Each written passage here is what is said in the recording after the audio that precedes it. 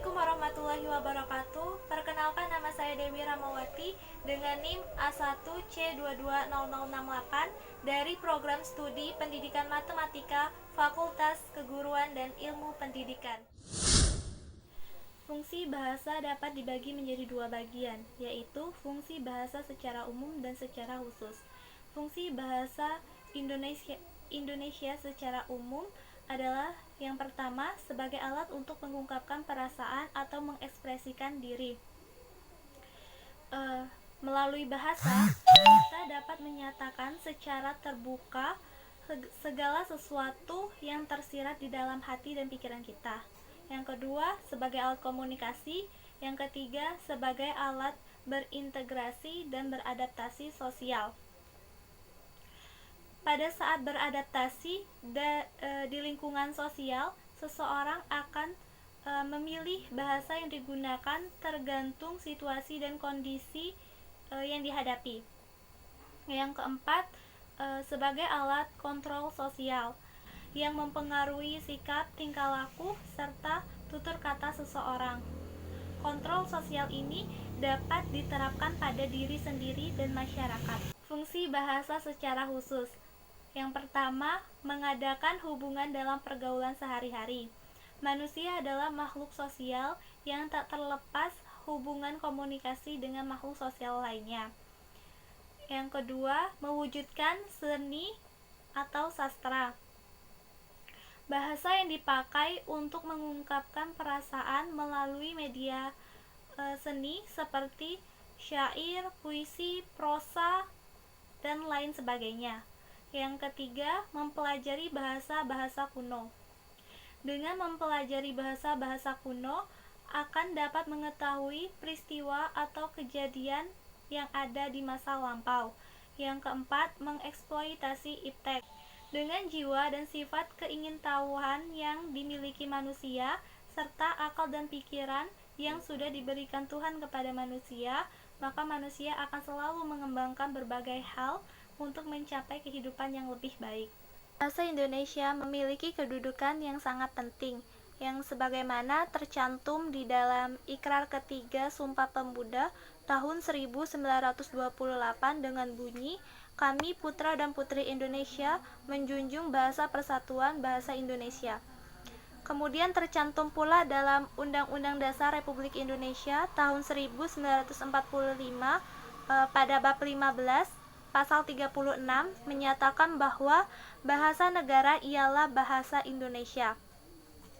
Maka kedudukan bahasa Indonesia terbagi menjadi dua, yaitu bahasa nasional dan bahasa negara. Bahasa nasional dalam kedudukannya sebagai bahasa nasional, bahasa Indonesia berfungsi sebagai lambang kebanggaan nasional, lambang identitas nasional, alat pemersatu berbagai masyarakat yang berbeda-beda latar belakang sosial budaya dan bahasanya, alat penghubung antara budaya dan antar daerah. Sebagai lambang kebanggaan nasional, bahasa Indonesia memancarkan nilai-nilai sosial budaya luhur bangsa Indonesia. Sebagai lambang identitas nasional, bahasa Indonesia merupakan lambang bangsa Indonesia, berarti bahasa Indonesia akan dapat mengetahui identitas seseorang, yaitu sifat, tingkah laku, dan watak sebagai bangsa Indonesia. Kemudian alat penghubung antar budaya dan antar daerah. Dengan bahasa Indonesia, seorang dapat saling berhubungan untuk segala aspek kehidupan. Yang kedua, bahasa negara, yaitu bahasa resmi Negara Kesatuan Republik Indonesia yang berfungsi sebagai bahasa resmi kenegaraan, bahasa pengantar resmi di lembaga-lembaga pendidikan, bahasa resmi di dalam perhubungan pada tingkat nasional untuk kepentingan perencanaan dan pelaksanaan pembangunan serta pemerintah. Bahasa resmi di dalam pengembangan kebudayaan dan pemanfaatan ilmu pengetahuan serta teknologi modern. Bahasa baku adalah bahasa yang sudah sesuai dengan pedoman atau kaidah bahasa yang telah ditentukan. Bahasa baku merupakan ragam bahasa yang cara pengucapan ataupun penulisannya sesuai dengan kaidah standar atau kaidah yang dibakukan. Ragam bahasa baku umumnya sering digunakan pada kalimat yang resmi, baik itu dalam suatu tulisan maupun yang dilafalkan secara lisan. Bahasa Indonesia baku adalah ragam bahasa yang dipergunakan dalam komunikasi resmi, wacana teknis, pembicaraan di depan umum, dan pembicaraan dengan orang yang dihormati. Komunikasi resmi meliputi surat menyurat resmi, pengumuman yang dikeluarkan oleh instansi resmi, penamaan dan peristilahan resmi, dan lain sebagainya. Wacana teknis meliputi laporan resmi dan karangan ilmiah. Pembicaraan di depan umum meliputi ceramah dan khutbah, serta lain sebagainya. Pembicaraan dengan orang yang dihormati, yakni orang yang lebih tua dan orang yang status sosialnya lebih tinggi dan orang yang baru dikenal. Ciri-ciri bahasa baku.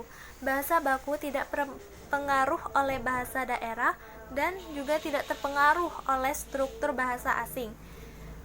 Bahasa baku sudah sesuai dengan kaidah sehingga tidak rancu atau tidak kacau. Jadi bahasa baku itu sudah terstruktur. Nah, bahasa baku juga biasanya digunakan dalam kegiatan resmi. Ciri-ciri bahasa tidak baku. Bahasa tidak baku terpengaruh oleh bahasa daerah dan terpengaruh pula oleh struktur bahasa asing. Bahasa tidak baku ini tidak sesuai dengan kaidah sehingga rancu dan biasanya menimbulkan makna ganda atau ambigu sehingga menimbulkan keraguan atau ketidakjelasan. Dan biasanya bahasa tidak baku ini digunakan dalam kehidupan sehari-hari. Menurut saya, penggunaan bahasa Indonesia di media sosial sebagian besar itu tidak sesuai dengan kaidah bahasa yang telah ditentukan. Banyak pengguna media sosial yang menyingkat kata-kata dalam kalimat yang mereka buat untuk berkomunikasi, bahkan menggantikan bahasa Indonesia dengan bahasa-bahasa gaul termasuk bahasa asing, di mana hal ini tidak sesuai dengan kaidah bahasa, sehingga dapat menimbulkan ketimpangan komunikasi dan dapat menimbulkan pikiran ambigu oleh orang lain. Akan tetapi, beberapa pengguna media sosial itu menggunakan bahasa Indonesia yang sesuai kaidah, dan ada pula yang mengedukasi tentang penggunaan bahasa Indonesia yang baik dan benar melalui media sosial. Demikianlah tadi penjelasan sedikit dari saya. Bila ada yang salah mohon dimaafkan. Saya akhiri. Wassalamualaikum warahmatullahi wabarakatuh.